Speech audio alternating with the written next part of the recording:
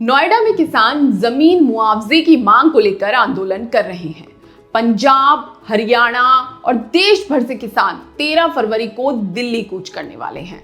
इसकी वजह है एमएसपी और कुछ अन्य मांगों का अब तक ना माना जाना। मगर मुद्दा सिर्फ दिल्ली, नोएडा और पंजाब, हरियाणा तक ही नहीं है। देश के बाहर भी किसान आंदोलन कर रहे हैं और ये आंदोलन बीते लगभग 15 दिनों से चल रहा है। मैं बात कर रही हूँ यूरोपीय देशों की, जहाँ जनवरी के आखिरी हफ्ते से किसान अपनी मांगों को लेकर लामबंद हैं और अलग अलग तरीके से विरोध प्रदर्शन कर रहे हैं। बेशक जगह अलग हो, भाषा और बोली अलग हो, हालात भी अलग हो, मगर दुनिया भर में किसानों की जो एक मुख्य मांग सामने आ रही है वो है उनकी उपज का सही दाम ना मिलना।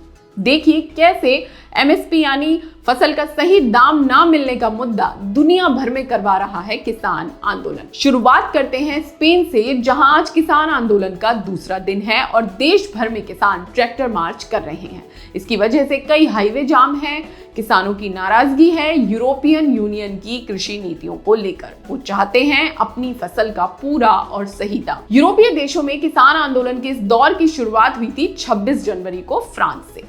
26 जनवरी को जब फ्रांस के राष्ट्रपति इमैनुअल मैक्रों गणतंत्र दिवस के अवसर पर मुख्य अतिथि के तौर पर भारत में थे, तब उनके देश में मचा हुआ था कोहराम, क्योंकि किसान अपनी मांगों को लेकर उग्र हो गए थे और सरकारी इमारतों के बाहर न सिर्फ लंबा जाम लगा दिया बल्कि आगजनी भी की। कई घटनाएं सामने आई थी। तमाम मीडिया रिपोर्ट्स के हवाले से इसका जो कारण सामने आया है वो ये है कि फ्रांस के किसान कीटनाशकों पर प्रतिबंध और पर्यावरण के नजरिए से लिए गए सरकार के उन फैसलों से नाराज हैं जिनसे किसानों को सीधा नुकसान होने की आशंका है।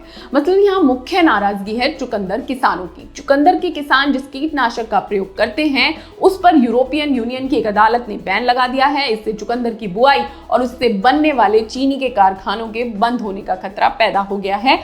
और इसके अलावा फ्रांस के मुख्य कृषक संघ FNSEA के मुताबिक बिना किसी समाधान के ये बैन लगाना किसानों के जीवन पर सीधा असर डाल रहा है। इसका वे विरोध कर रहे हैं। आगे बढ़े तो जर्मनी, नीदरलैंड, पोलैंड और ग्रीस में भी किसान आंदोलन कर रहे हैं।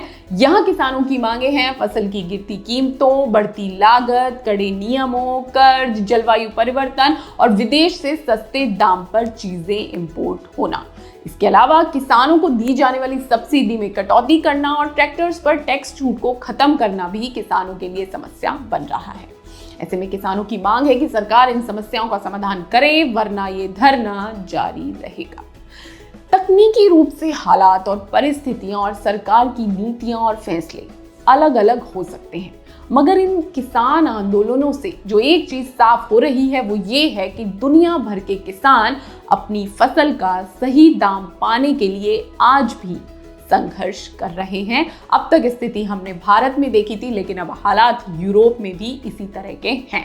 अब देखना ये होगा कि सरकार भारत में और यूरोप में तमाम देशों में किसानों की मांगों को लेकर क्या फैसला लेती है और कब तक ये किसान आंदोलन थमते हैं और किसान संतुष्ट होते हैं।